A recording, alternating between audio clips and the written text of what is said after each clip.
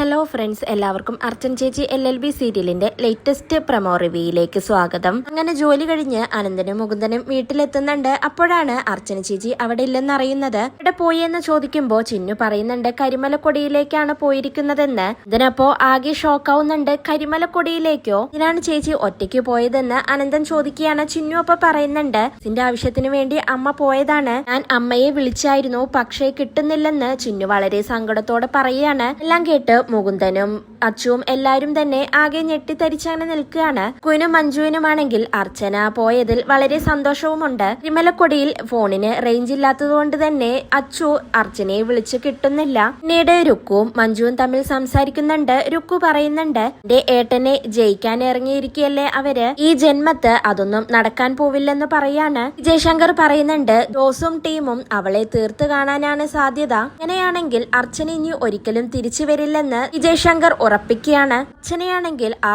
ഓട്ടോറിക്ഷയിൽ നിന്ന് എങ്ങനെയൊക്കെ പുറത്തു കിടക്കുന്നുണ്ട്. പിന്നീട് ജോസിനെയും ടീമിനെയും മറികടന്നുകൊണ്ട് ഒരു കാട്ടിനുള്ളിലെത്തിയാണ് അർച്ചന. ആകെ പേടിച്ചു വരച്ച് അങ്ങോട്ട് പോകുമെന്ന് പോലും അറിയാതെ ിന്റെയും ടീമിന്റെയും കണ്ണ് വെട്ടിച്ചുകൊണ്ട് അർച്ചന അങ്ങനെ ഓടിക്കൊണ്ടിരിക്കുകയാണ്. ഓടി ഓടി ആകെ ക്ഷീണിച്ച് തളർന്നുകൊണ്ട് അർച്ചന അവിടെ വീഴുന്നുണ്ട്. ഇനി ഒരു അടി പോലും നടക്കാൻ കഴിയാത്ത അവസ്ഥയിൽ അർച്ചന അവിടെ കിടക്കുകയാണ്. അപ്പോഴാണ് അർച്ചനയെ രക്ഷിക്കാൻ ഒരു രക്ഷകൻ അങ്ങോട്ടേക്ക് വരുന്നത്. എന്തായാലും വിജയ് ശങ്കറിന്റെയും കുടുംബത്തിന്റെയും ആഗ്രഹം ഒരിക്കലും നടക്കാൻ പോകുന്നില്ല. അർച്ചനയ്ക്ക് ഒന്നും തന്നെ സംഭവിക്കില്ല. അതിനെ രക്ഷിക്കാനായി ഒരു രക്ഷകൻ തന്നെ വരുന്നുണ്ട്. ഇതോടെയാണ് ഇന്നത്തെ പ്രമോ അവസാനിക്കുന്നത്. നാളെ വീണ്ടും ഒരു കിടിലൻ എപ്പിസോഡുമായി കാണാം. Bye, good night.